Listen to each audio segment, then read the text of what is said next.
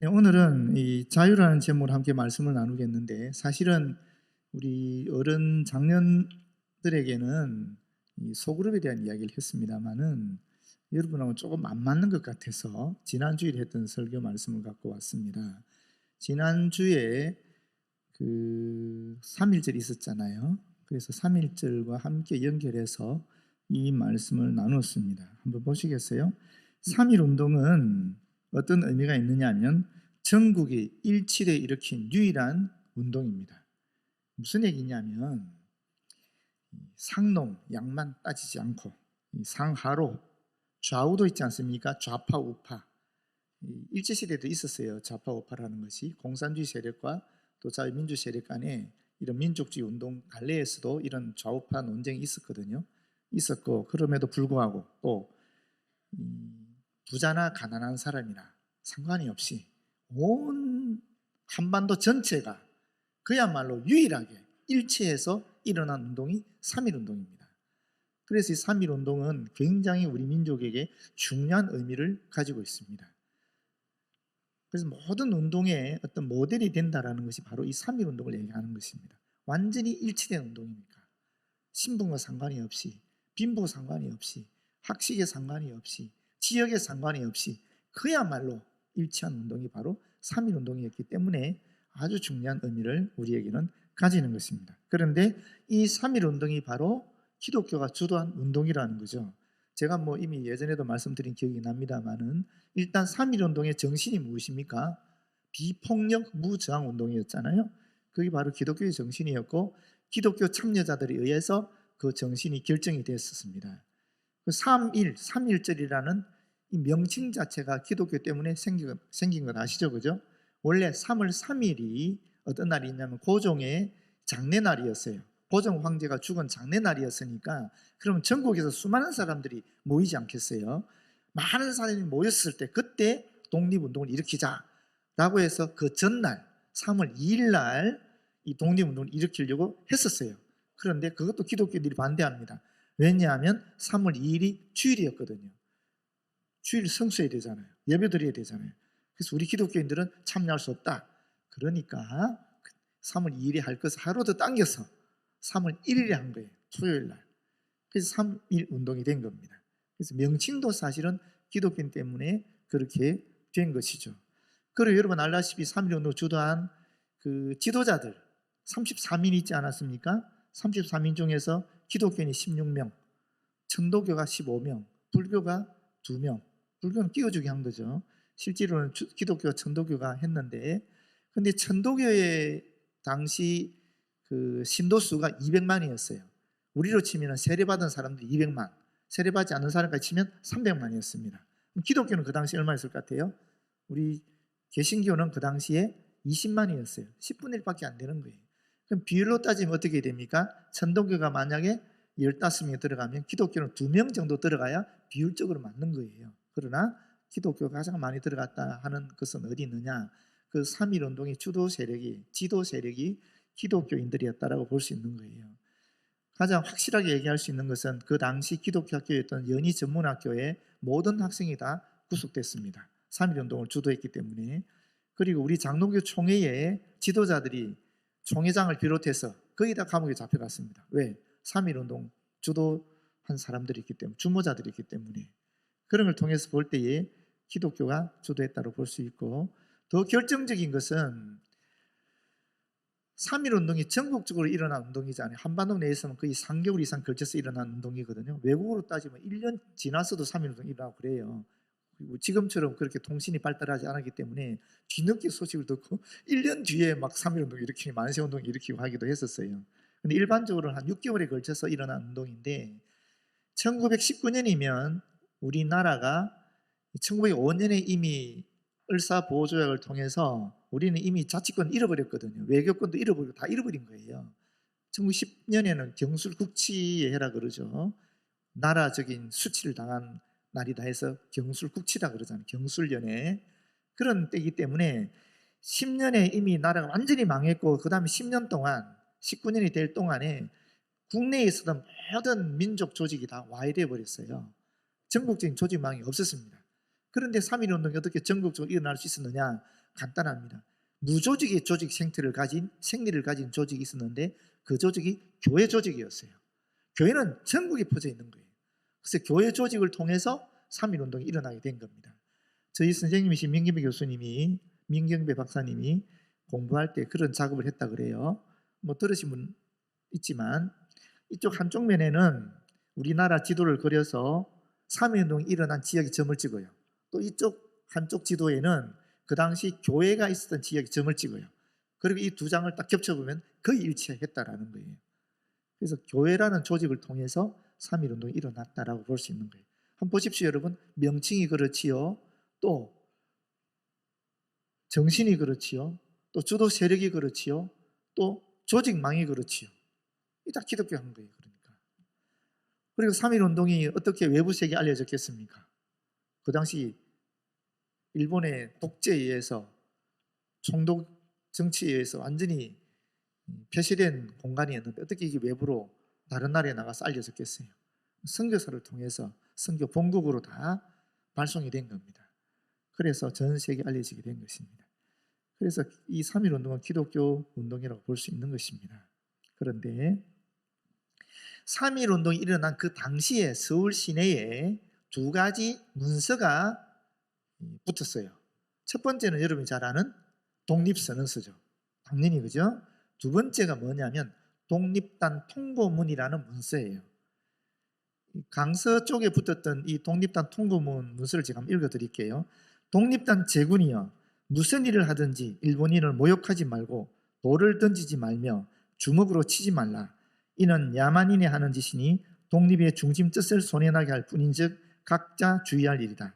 신도는 매일 3시에 기도하되 일요일은 금식하고 매일 성경을 읽되 일요일은 이사야 10장 월요일은 이사야 10장, 화요일은 예레미야 12장, 수요일은 신명기 28장, 목요일은 야고보 5장, 금요일은 이사야 59장, 토요일은 로마서 8장으로 돌아가며 읽을 것이다.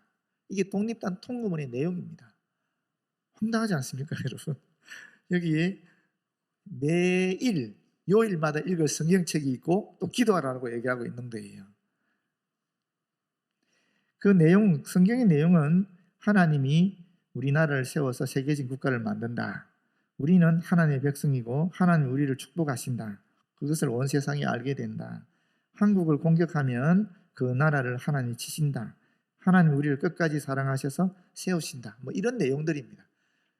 성경에 우리나라라는 말은 없죠. 이스라엘이라는 말로 나오겠지요. 그러나 우리 백성들이 기도할 때는 그 이스라엘이라는 말이 나올 때 우리나라로 대입시켜서, 우리 민족으로 대입시켜서 그렇게 기도를 했다라는 것입니다. 그런 내용으로 구성된 내용을 가지고 독립운동에 참여했다라는 거죠. 여기 보게 되면 이 독립단 통보문은 말씀과 기도라는 그런 가치가, 그 코드가 있는 것을 우리는 분명히 확인하게 됩니다. 그리고 독립선언서죠.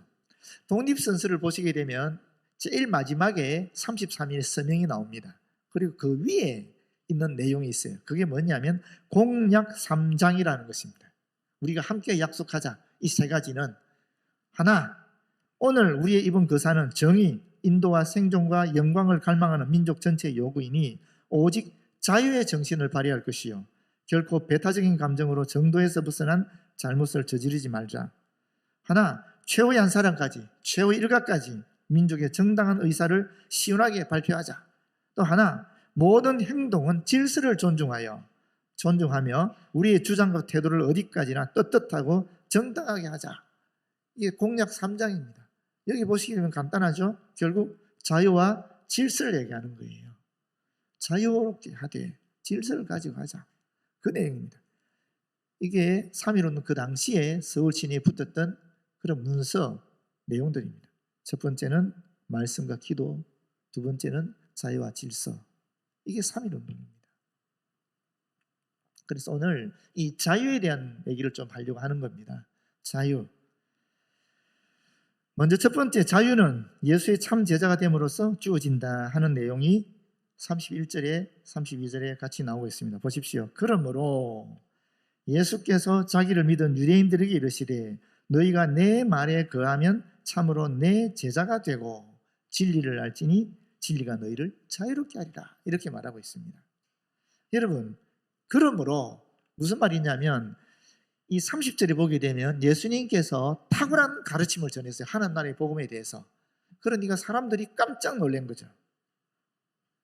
그리고 30절에 보게 되면 이런 구절이 있습니다. 이 말씀을 하시매 많은 사람이 믿더라 이렇게 얘기하고 있어요. 믿었다라는 거예요. 예수님을 믿었다라는 거예요. 그런데 예수께서 자기를 믿은 유대인들에게 말한 내용이 너희가 내 말에 거하면 이렇게 말하고 있는 거예요. 예수를 믿었는데 제대로 안 믿었다는 거죠. 비록 예수님의 말씀에 감동을 받아서 예수님을 믿는 마음은 생겼지만 예수님을 진정한 하나님의 아들로 믿지는 않았다라는 거예요. 그럴 수밖에 없죠. 이스라엘 사람들은, 유대인들은 하나님의 유일신인데 이 예수님을 하나님을 또 믿을 수가 없는 거죠. 그러면 하나님이 둘이 되니까 유대인들은 있을 수 없는 거예요. 그래서 제자들도 그렇게 2년 3년 동거동락 하면서도 예수님을 하나님의 아들을 받아들이는 게 어려웠던 거예요. 계속 엉뚱한 소리 하는 이유는 예수님이 하나님이시다는 것을 받아들이기 어려웠기 때문에 그런 상황이 발생하는 거거든요. 마찬가지예요. 여기에서도 예수를 믿은 유대인들에게 하신 예수님의 말씀이 뭐냐? 너희가 내 말에 거하면 참으로 내 제자가 된다라는 말입니다. 내 말에 거하지 아니하면 제자가 될 수 없다라는 거죠. 비록 예수를 믿는다 하지만 예수님의 말씀을 지키고 순종하며 따라가지 아니하면 예수님의 제자가 되지 아니한다 하는 말씀을 하고 있는 것입니다. 제자가 되면 어떻게 되는가? 진리를 알게 된다라는 거죠. 그리고 그 진리가 자유를 준다 이런 이야기를 하고 있습니다. 진리를 알지니 진리가 너를 자유케 하리라. 이 전제가 있죠. 그러면 이 말씀의 전제가 뭡니까? 진리를 알지니, 진리를 모른다는 것 아닙니까? 지금 현재 예수님 말씀을 듣고 있는 사람들은 예수님을 믿은 유대인들이지만 진리를 모른다라고 전제하니까 진리를 알지니 이런 얘기하지 않겠습니까? 진리를 모른다라는 것이 여기 전제되어 있다라는 것입니다. 사실 세상 사람들도 다 자유롭게 되기를 원해요. 모든 속박으로 벗어나기를 원해요. 다 자유를 추구하고 있습니다만은 모른다라는 것입니다. 아직 모르고 있다라는 것입니다. 그런데 유대인들 생각을 해보십시오, 여러분. 유대인들 어떻게 생각하고 있습니까? 자신들이야말로 전 세계 민족 중에 유일하게 하나님의 선택함을 받은 민족이에요. 그리고 유대인들에게만 하나님께서 뭘 주셨습니까? 진리의 말씀인 율법을 준 거예요. 그러니까 하나님의 진리의 말씀인 율법을 소유하고 있는 자신들은 당연히 자유롭다고 생각하고 있었을 거란 말이에요. 그런 그들을 향하여 예수께서는 너희들은 진리를 몰라. 진리를 알아야 자유롭게 돼. 이런 얘기를 하고 있다라는 것입니다. 그렇다면 예수님이 생각하는 진리와 유대인들이 생각하는 진리가 다르다라는 것을 알 수 있는 거죠. 여기서 말하는 진리, 진리의 일반적 의미는 무엇입니까, 여러분? 진리, 국어적인 의미, 거짓과 반대되는 참을 얘기하는 거죠. 자연과학에서는 사실은 이 학문적인 진리를 이야기할 때 이런 말을 쓰지요. 일반적인 진리라는 단어를 쓰고 있지요. 또 법정에서도 진실을 얘기할 때 진리라는 의미를 사용하고 있지요. 하여튼 중요한 것은 뭡니까? 거짓과 반대되는 참을 얘기할 때 일반적으로 진리라는 말을 씁니다. 그런데 본문에서는 지금 오늘 성경에서는 조금 다르다라고 볼 수 있어요. 우리가 국어사전적 의미의 진리를 아는 것도 중요하지만 더 중요한 것은 뭡니까? 이 문맥 속에서 이 진리가 무엇을 의미하는가 찾는 것이 중요한 거예요. 그렇게 보시면 우리 8장 31절에 분명히 얘기하고 있지 않습니까? 너희가 내 말에 거하면 참으로 내 제자가 되고 진리를 알지니라고 얘기하고 있어요. 무슨 말이에요 그러면? 이 진리는 어떻게 알 수 있다라는 거예요? 예수의 말씀에 거하고 참 예수님의 제자가 되어야 알 수 있다라는 거거든요. 그렇지 않습니까? 그게 도대체 무슨 의미인가 하는 것을 살펴봐야 되는 거죠. 그게 무슨 의미를 가지고 있는가? 여기서 안다 하는 표현이 있지 않습니까? 알지니 하는 말은 경험함으로써 체득한다라는 뜻이거든요. 우리가 머리로 알 수도 있고 가슴으로 느끼면서 알 수도 있고 경험으로 알 수도 있는데 여기서 말하는 안다라는 것은 이 머리와 가슴과 또 손과 발, 몸이 실천하는 것 같이 삼위일체를 이루는 것을 이야기하는 겁니다. 그게 경험함으로써 아는 것을 말하는 것입니다. 다시 말하면 예수님의 진리의 말씀과 또 진리 대신 예수님 그분과 직접적인 인격적인 교류를 통해서 내 삶에 내 인생에서 그 예수님을 아는 것을 얘기하는 거예요. 그게 진리를 안다라는 개념입니다. 여러분 요한복음 14장 6절에 뭐라 그랬어요? 내가 곧 길이요 진리요 생명이니라고 얘기했잖아요. 예수 그리스도가 진리거든요. 진리를 안다는 개념은 예수 그리스도를 알아야 되는데 그게 단순히 머리로 아는 것이 아니라 인격적인 교류를 통해서 내 마음에 예수님의 마음이 있어야 되는 거죠. 하나님의 마음이 있어야 되는 거지요. 그리고 그 하나님의 마음, 예수 그리스도의 마음을 우리가 알아차리게 되면 어떻게 됩니까? 나를 사랑하는 그분을 느낄 수 있는 거죠. 나만 사랑하는 것이 아니죠. 나 외에 다른 믿지 않는 자들 또 내 이웃을 사랑하는 그 마음 또한 알아차리게 되는 겁니다. 그러면 힘들어하는 사람들을 볼 때 예수 그리스도의 마음으로 하나님의 마음으로 그들을 도와줄 수 있는 거죠. 그들을 사랑할 수 있는 거죠. 그러니까 예수 그리스도에 대해서 우리가 머리로 알고 그 예수 그리스도의 마음을 나의 가슴으로 알아차리고 그 다음에 그것이 몸으로 실제로 드러날 때 비로소 우리는 진리를 안다, 예수 그리스도를 안다 라고 할 수 있다라는 겁니다. 그럴 때 진정한 자유를 누리게 된다라고 이야기하고 있는 것입니다. 여기서 말하는 자유라는 말도 그렇습니다. 일반적으로 이 자유라는 말은 정치적이고 사회적 의미로 쓰이거든요. 그러니까 정치적인 속박이나 노예 상태에서 벗어나는 것을 자유라고 얘기하는 것입니다. 그러나 지금 예수님이 하시는 말씀은 단순히 그런 정치적 속박이나 노예에서 벗어나는 것을 얘기하는 것이 아니라 이건 영적 차원의 자유를 이야기하는 것입니다. 여러분 이번 지난 수련회 때 참여하신 분들은 강남숙 장로님의 간증을 들으셨을 거예요. 강남숙 장로님이 사실은 암이 걸렸었고 또 재발하시고 심지어 그 암세포가 온몸에 퍼져버렸거든요. 내장으로 다 퍼져버렸어요. 손을 쓸 수가 없는 상태였어요. 그런데 의사 선생님이 원래는 수술을 하자 그랬지만 그 전날 밤에 어떻게 그 차트를 보게 되면서 이 사람은 수술하지 말고 약으로 해야 되겠다 라고 했는데 그 약이 항암약이 너무나 기똥차게 맞는 거예요. 그래서 3번 항암 치료 받았는데 암 수치가 있잖아요. 혈액 속에 암 수치가 일반 사람 수준으로 떨어져 버린 거예요. 기적이죠, 사실은. 기적과 같은 일이 일어났거든요. 그런데 여러분, 그러면 강남숙 장로님이 처음에 암이 재발되었을 때 저한테 찾아왔을 때 어떻게 말씀하셨냐면은 암에 대한 속박, 암으로 인한 그런 얽매임이 전혀 없었어요.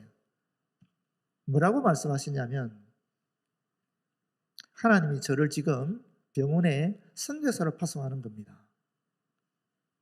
그 의사들이나 간호사들이나 또는 그 환자들을 위해서 저를 그 병원에 선교사로 파송합니다 라고 얘기하시더라고요. 암에 대한 두려움, 죽음에 대한 두려움 일체 없이. 그래서 우리 온 교육자들이 사실은 장로님 안수하고 기도하고 보냈거든요. 근데 그 다음에 돌아와서 하시는 말씀이 뭔지 압니까? 목사님, 제가 3사람을 전도했습니다. 너무 놀랍지 않습니까? 암이라는 사실 두 번째 재발하면 굉장히 위험한 것이고 또 손을 쓸 수 없을 만큼 퍼져 있었기 때문에 위험한 상태였거든요. 전혀 두려움이 없이 육체적인 질병을 영적 차원으로 이기신 거죠. 극복하신 거죠. 지금도 여전히 자기에게 주어진 모든 일들을 장로의 직분을 충성스럽게 감당하고 있습니다. 그분뿐 아닙니다. 여러분 4부 예배 때 2부 예배군요. 2부 예배 때 찬양하는 분을 혹시 아실지 모르겠어요. 또 수요 기도회 때도 오시면 찬양하는 분이 있어요. 우리 안수 집사님인데 전현표 집사님이라고 이분이 사업을 하시는 분입니다.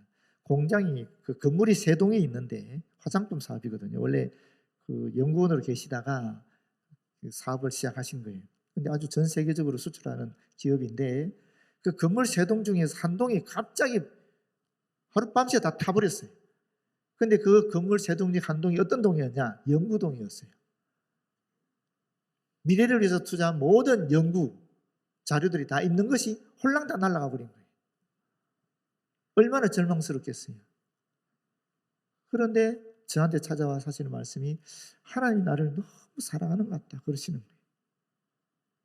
내가 다른 데 눈길 두지 않도록 주님만을 바라볼 수 있도록 이렇게 하시는 것 같다. 그러면서 감사하고 주님께 영광을 돌리는 거예요. 여러분 상상이 됩니까? 또 우리 찬양대 대원 중에 고은아 집사님으로 계세요. 이분은 에너지 변환 연구소인가 하여튼 그 프로젝트를 다 진행하신 분인데 20년을 진행하셔서 보니까 TV 다큐멘터리에도 나오더라고요. 에너지 기술 연구소인가 어디 그쪽에서 정말 본인이 딱 이끌어가서 다 만들었는데 또 암이 재발한 거 이분도 10몇 년 전에 있었던 암이 재발해서 자기가 맡고 있던 모든 걸 다 내려놓고 지금 항암 치료 받고 있는 중에 있는데 그분도 그런 얘기를 하세요. 그분도 너무나 놀랍게 주님의 사랑을 체득하고 있다 그러고 불평 전혀하지 않고 오히려 주의 지휘하심을 믿으면서 한 걸음 한 걸음 나아가고 여전히 찬양대에서 섬기고 있습니다. 이건 우리 교회에서 일어나고 있는 일입니다. 이런 일이 어떻게 가능하겠습니까? 영적 차원의 자유로움을 누리게 되니까 그리스도 안에서 진정한 자유를 누리게 되니까 이 육체적인 한계, 질병 또는 사회 실패 같은 것들을 넘어서는 겁니다. 상황이 변한 것 없어요. 여전히 항암 치료 받고 계시고 여전히 사업은 힘들어서 겨우겨우 꾸려나가고 계십니다만은 그럼에도 불구하고 그런 상황 속에 매몰되지 않고 주님 바라보면서 진정한 자유를 누리면서 나아가고 있는 것입니다. 이것이 진리를 알지니 진리가 너희를 자유케 하리라는 것입니다. 바로 저와 여러분의 삶 속에서 바로 우리와 함께 예배드리고 함께 신앙생활하고 있는 우리 교회에서 일어나는 일입니다. 두 번째, 자유는 죄로부터 구원을 받음으로써 주어진다 하는 말씀입니다. 33절에 보시게 되면 그들이 대답하되 우리가 아브라함의 자손이라 남의 종이 된 적이 없거늘 어찌하여 우리가 자유롭게 되리라 하느냐. 유대인들로서는 자기들을 자유롭지 않다라고 얘기하니까 화가 나는 거죠. 그러니까 우리는 아브라함의 자손이다. 택한 민족이다. 하나님이 특별히 선택한 민족이다. 우리는 결코 남의 종이 된 적이 없다. 그런데 너는 왜 우리를 자유롭게 한다라고 얘기하느냐? 당연한 질문이죠. 당연한 의문이죠. 그런데 우리는 이 말을 보면 또 이런 생각이 듭니다. 아니 얘들이 종이 된 적이 없다고? 바벨론의 포로를 죄송합니다. 먼저 아수르의 포로를 끌려갔죠. 아수르의 압박 속에 있다가 북쪽 이스라엘 왕국이 아수르에 망했잖아요. 남쪽도 바벨론의 정치적인 속박 가운데 있다가 결국 바벨론에서 망해버렸거든요. 그 뒤에는 그리스 제국의 그 뒤는 그리스 역전이 페르시아 제국의 속박 속에 이 민족이 있었거든요. 그러다가 나중에는 그리스 제국의 속박 속에 있다가 지금 현재는 예수님 시대인 로마 제국의 식민지 백성을 살아가고 있는 거예요. 그런데 이들은 우리는 종이 된 적이 없다라고 얘기하는 거예요. 정치적 속박 속에 있으면서 식민지 백성 살아가고 있으면서도 우리는 종이 된 적이 없다. 어떻게 이런 말을 할 수 있을까? 이 대단한 믿음이죠. 어떻게 보면. 그렇지 않습니까? 자기들은 신앙적으로 종교적으로는 그 어떤 민족의 종이 된 적도 없다라는 거예요. 우리는 하나님을 섬기고 있는 민족이라는 겁니다. 멋진 자부심이에요. 그렇지 않습니까? 이거 대단한 거지요. 꼭 우리가 일본 식민지 생활할 때에 그때 우리 기독교인들이 가졌던 그런 신앙입니다. 비록 정치적으로는 일본의 속박부터 있지만은 그러나 우리는 믿음으로는 우리는 자유로운 존재들이다. 하나님의 아들이고 딸이다 하는 그런 강력한 신앙 정체성을 그리스도인의 정체성을 가졌기 때문에 자유선언인 3.1운동을 일으켰던 것처럼 이들 또한 이런 생각을 가지고 있었다는 겁니다. 그럼에도 불구하고 예수님이 보실 때는 여전히 그들은 종의 사단의 죄의 속박 속에 있었다라고 얘기하는 것이 바로 그 다음 절입니다. 예수께서 대답하시되 진실로 진실로 너희에게 이르노니 이 요한복음에서 진실로 이 말이 들어가면 중요하다는 뜻입니다. 이 말은 중요하다. 그래서 요한복음 3장에 보게 되면은 진실로 너희에게 이르노니 사람이 거듭나지 아니하면 하나님의 나라를 볼 수 없느니라. 그렇게 말씀하시고 또 바로 그 다음에 진실로 진실로 너희에게 이르노니 사람이 물과 성령으로 나지 아니하면 하나님의 나라에 들어갈 수 없느니라. 하나님 나라를 보거나 하나님 나라를 들어가는 건 너무나 중요한 일이잖아요. 그러니까 진실로 진실로 하는 말씀을 쓰는데 여기서 그렇게 얘기하는 거예요. 중요하다라는 것입니다. 뭐가? 죄를 범하는 자마다 죄의 종이다라고 얘기하고 있는 것입니다. 여러분, 죄가 뭡니까? 죄가 뭐냐면, 이 원어적으로 보게 되면 관역이 있는데 이 관역을 벗어나는 걸 죄라 그래요. 이 관역이 뭐냐면은 이 본문의 맥락 또는 성경에서 말씀하는 이 관역은 하나님의 말씀이죠. 하나님께서 우리에게 주신 삶의 표준이에요. 뭐겠어요? 한마디로 말하면 하나님을 사랑하고 이웃을 사랑하는 거죠. 더 줄이면 예수 그리스도의 사랑으로 사랑하는 거죠. 나도 사랑하고 다른 사람도 사랑하고, 그 사랑이죠. 그게 하나님께서 우리에게 주신 삶의 표준이에요. 여기서 벗어나는 것이 죄라는 것입니다. 여러분 생각해 보십시오. 하나님과 관계가 깨어졌어요. 죄를 지으면서. 처음엔 하나님과 인간이 얼마나 아름다운 관계를 가졌습니까? 에덴 동산에서. 근데 죄를 지으면서 하나님과 관계가 깨어지게 되니까 하나님에 대하여 무서움을 느꼈지 않습니까? 그전에는 하나님과 1대1로 얼굴을 마주보고 대화도 나눈 존재였는데 죄를 지으면서 이제는 하나님께 가까이 다가설 수 없게 된 겁니다. 하나님께 가까이 다가설 수 없게 되니까 무엇이 가까이 다가오겠어요? 잡신들이, 세상적인 가치관들이, 이상한 생각들이, 미신들이 이제 막 가까이 다가오는 거예요. 그게 하나님 관계가 깨어지면서 생긴 현상들입니다. 사람과의 관계는 어땠습니까? 에덴 동산에서 사람과 사람은 아주 문제없이 거리낌이 없이 발가벗고 지냈다 그러거든요. 이 발가벗고 지냈음에도 불구하고 부끄러워하지 않았다. 무슨 뜻이냐면 아담은 아담 있는 그대로, 하와는 하와 있는 그대로를 드러내고 표현해도 상대방이 그 사람이 있는 그대로를 받아줬다라는 거예요. 그렇게 거리낌 없는 관계였다라는 것입니다. 죄를 짓게 되면서 수치심을 느꼈다. 두 사람의 관계가 깨어졌다라는 거거든요. 그 다음부터는 내가 내 있는 그대로를 드러내지 못합니다. 그래서 나를 포장하는 거예요.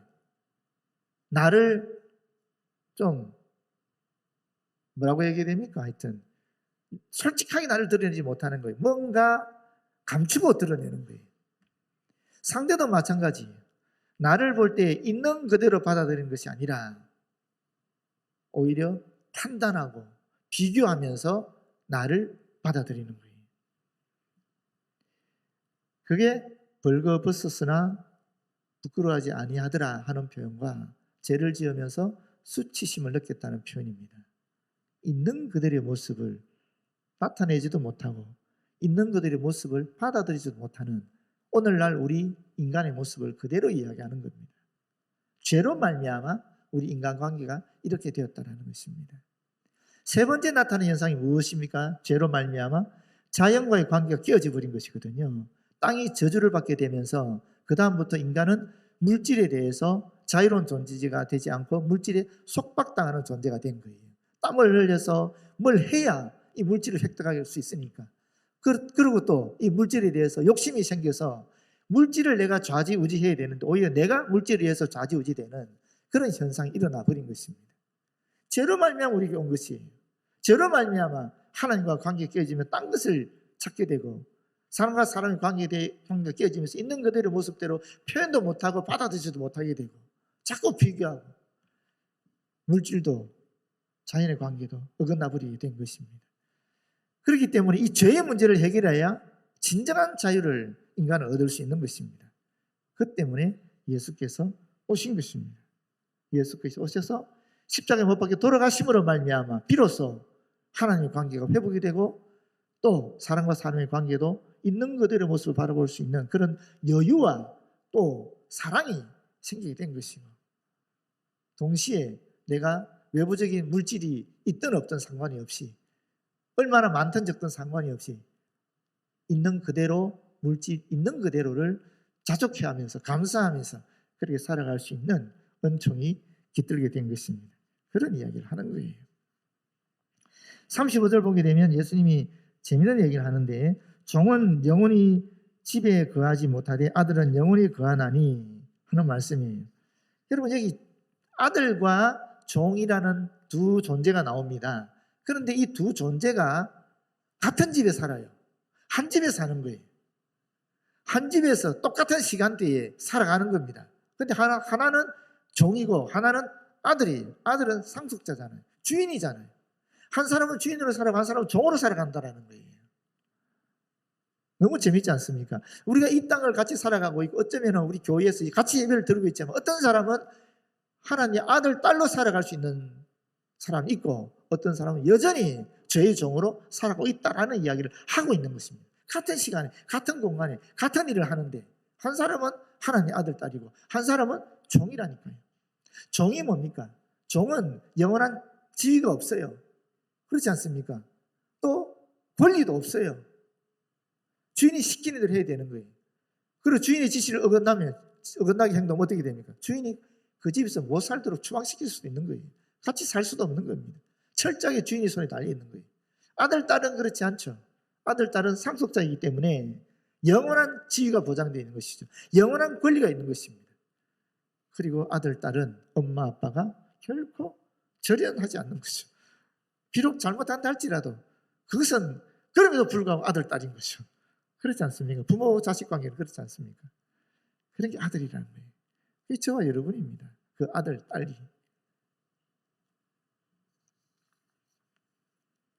그런데 유대인들은 실상 하나님의 집에서 아무 위치나 지위나 권리가 없음에도 불구하고 종인데 자신이 하나님의 아들이요 딸인 줄 착각하고 있었다라는 거예요. 여전히 죄를 짓고 있었으니까. 그 죄가 뭐겠어요?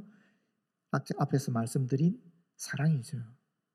비록 율법을 지킨다고 했으면서도 율법의 틀은 있었으나 그 율법의 본질인 하나님을 사랑하고 이웃을 사랑하는, 내 몸같이 사랑하는 그것을 지키지 않았기 때문에 여전히 죄의 종이라고 이야기하는 것입니다.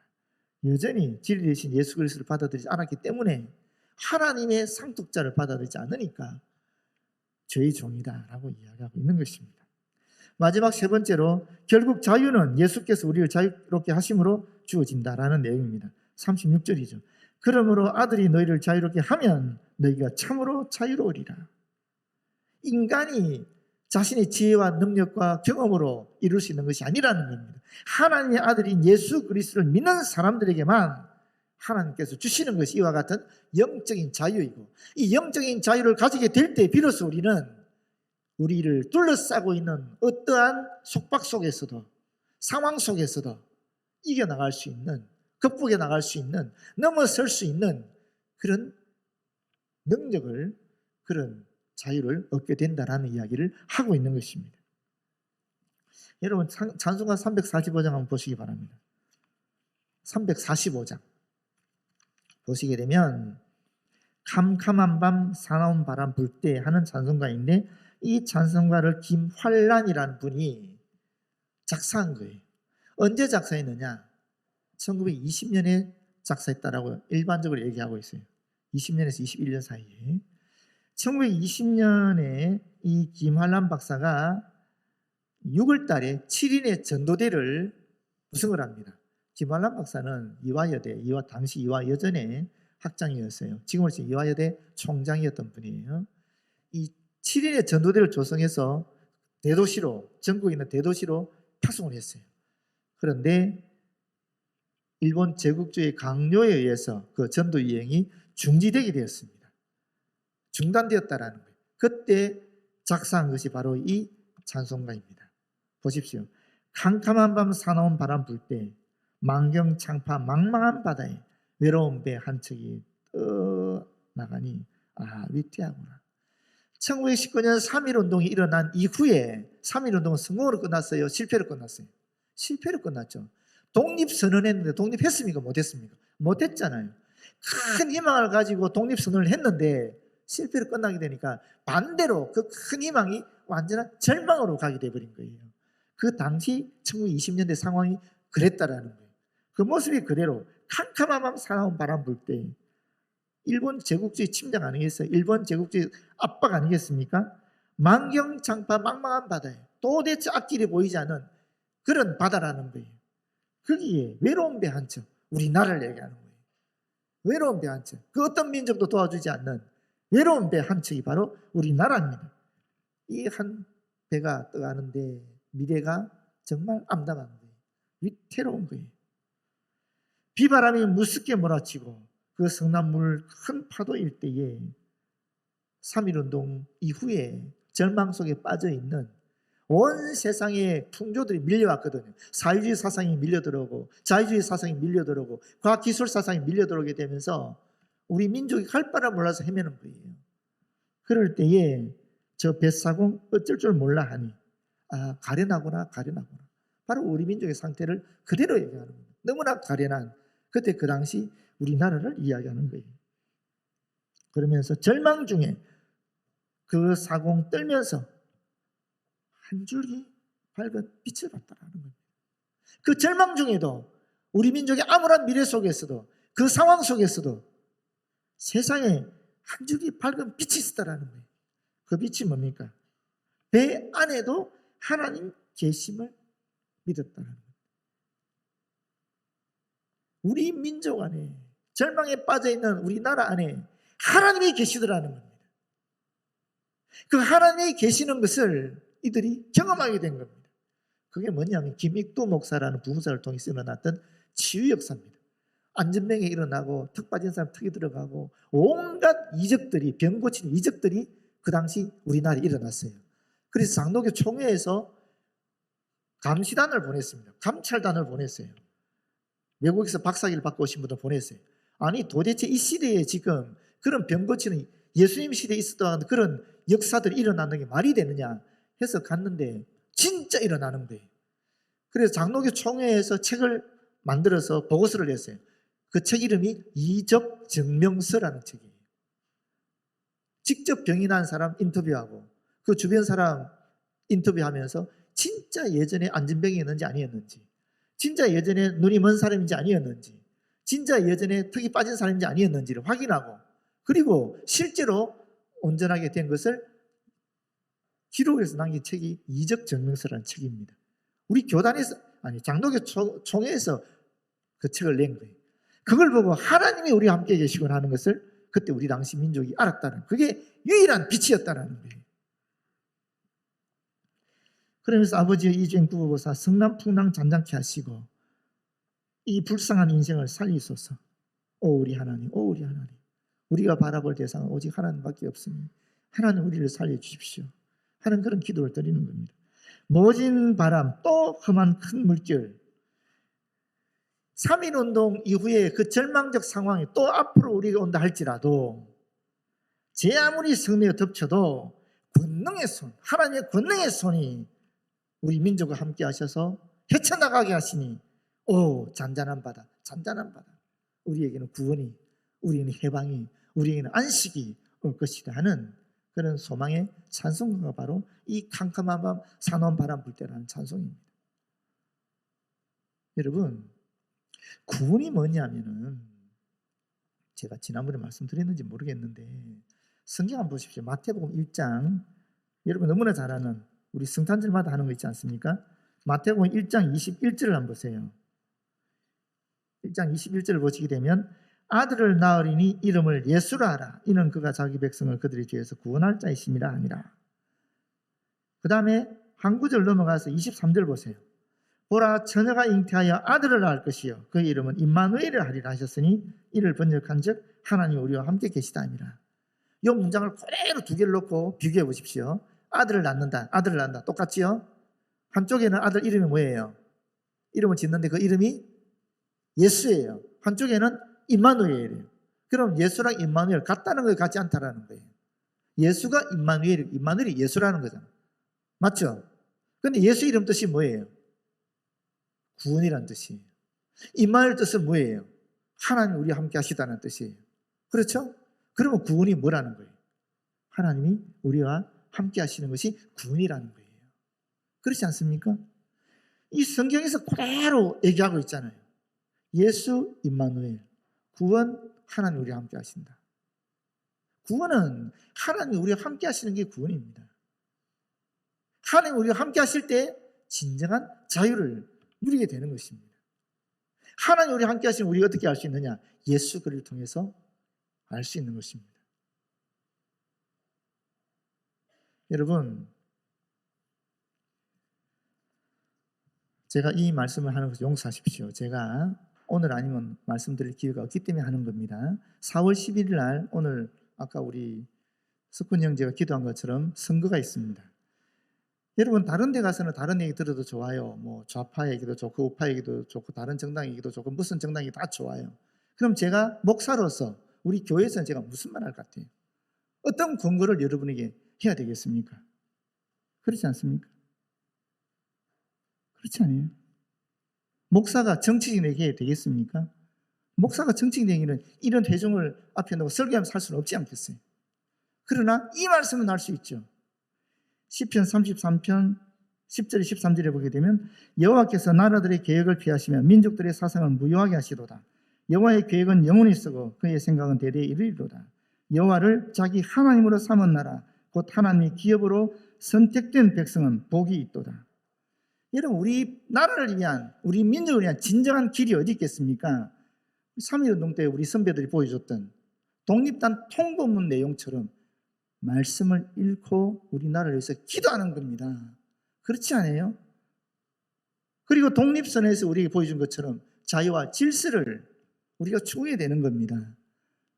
무슨 말씀이냐면은 여러분, 어떤 주장이 우리나라를 더 하나님을 경외롭게 하는지, 어떤 주장이 우리나라를 더 죄로부터 자유롭게 하는 건지, 그래서 진정한 행복을 누리게 하는 것인지 여러분들이 기도하고 그리고 선거에 임하기를 바라요. 다른 데서는 다른 정치적인 주장들을 들으시고 교회에서는 하나님께서 우리 민족을 사랑하십니다. 그건 분명한 사실이에요. 우리나라를 위해서 수많은 순교자들이 피를 흘렸어요. 하나님 우리나라를 사랑하지 않을 수가 없어요. 우리가 해야 할 일은 우리 민족이 하나님을 더 사랑할 수 있도록, 더 경외할 수 있도록 그렇게 나가야 될 줄로 믿습니다. 여러분께서 기도하시고 선거에 전원 다 참여하시기를 진심으로 바랍니다. 그래서 우리나라가 보다 더 자유로운 나라, 보다 더 주님이 사랑하는 나라, 보다 더 세계 만국에 정말 이 진리의 빛을, 이 자유의 빛을 던질 수 있는 그런 나라 될 수 있기를 진심으로 기원합니다. 기도하겠습니다. 아버지 고맙고 감사합니다. 주신 말씀 나누었사오니 이제 주의 성령께서 역사하여 주셔서 예수 그리스도 안에서 진정한 자유를 누리며 우리에게 어떠한 상황이 몰려온다 할지라도 능히 그 상황을 극복하고 이겨나갈 수 있는 우리 모든 청년들 되어지도록 역사하여 주시옵소서. 예수님 이름으로 기도드립니다. 아멘.